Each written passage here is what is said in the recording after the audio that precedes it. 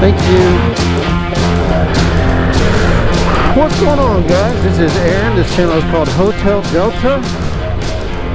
Hope everybody's doing all right. And yeah, occasionally you get in a really nice trade and you want to take one for a spin. And kind of going back to my roots here, this is a 2024 CVO Pan America. So this is the first year that they upgraded the electronics with the larger battery, rectifier, stator, allowing for better charging, a little bit better storage with the battery so you don't get as many hard starts and codes. And 2024 is also the last year they were built in the United States as far as the Pan Americas go. After that, they moved production to Taiwan, but they're supposed to be bringing it back here the next year. And I feel a little more confident about that now with the current CEO situation. So, one thing that the Pan America Specials and Pan America CVOs have that a lot of the other bikes do not is, as you change ride modes, you also get change dampening characteristics with the adaptive ride height. So as you switch from, say like right now I'm in the regular road mode, so you have like a comfort setting on the suspension. If you switch into the off-road, you get the full travel in the suspension to soften it.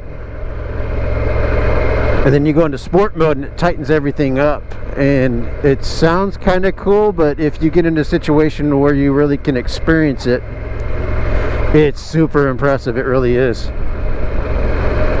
And I think it gives it the best suspension in anything in the Harley lineup, far and away, because you get that adjustment on the fly.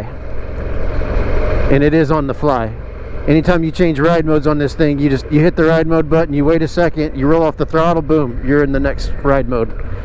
Really, really cool. The CVO obviously comes with a few more additives.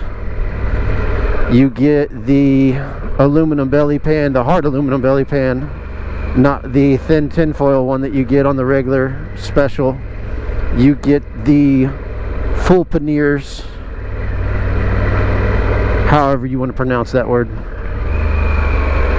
So side bags, tour pack, all of it. You get the LED fog lights up front, already wired in with a couple of modes. You get the upgraded heated grips, which are really nice. It's like that tactical style heated grip with the CVO imprint on it.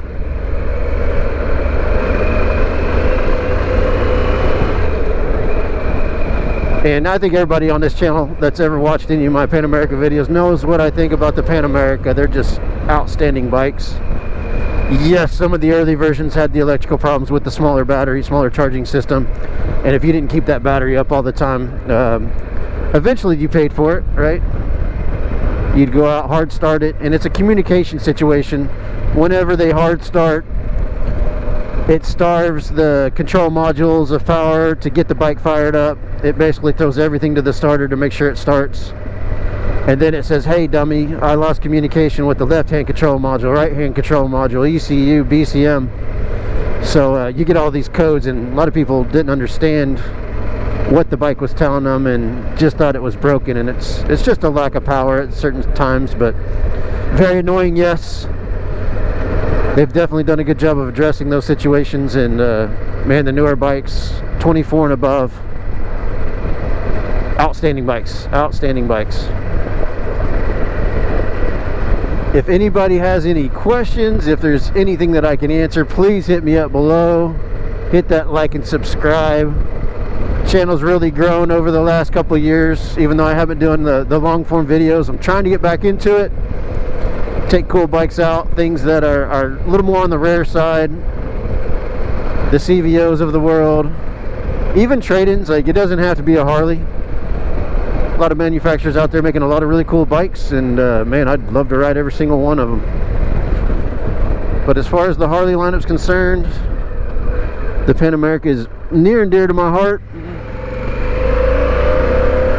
And yeah, when you get a really nice low mile CVO that's well kept, why not take it for a quick ride? And haven't done a ride and review on a Pan America in a while, and I've been on a road glide, so getting on something this small, this flickable, with crazy power to weight like this thing has, it is an absolute joy. And I mean, yeah,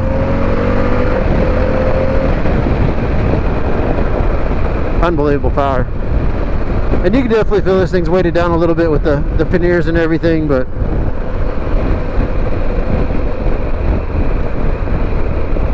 out of all the Harleys I've ever owned, there's always been one that I've said I will own another at some point, and that is the Pan America. Problem is, with where I live, there's just not a whole lot of off-road rides available to anybody, other than little side roads and maybe a little private area, but not a lot of public lands around here, not a lot of mountains. Just got back from visiting my brother up in Colorado. He lives on the Poudre River Valley, runs a fish hatchery up there, and man, if I lived up there, I don't know that I would own another motorcycle. I would probably just have a Pan America, or maybe like a little DRZ or something to zip up those fire roads that they have.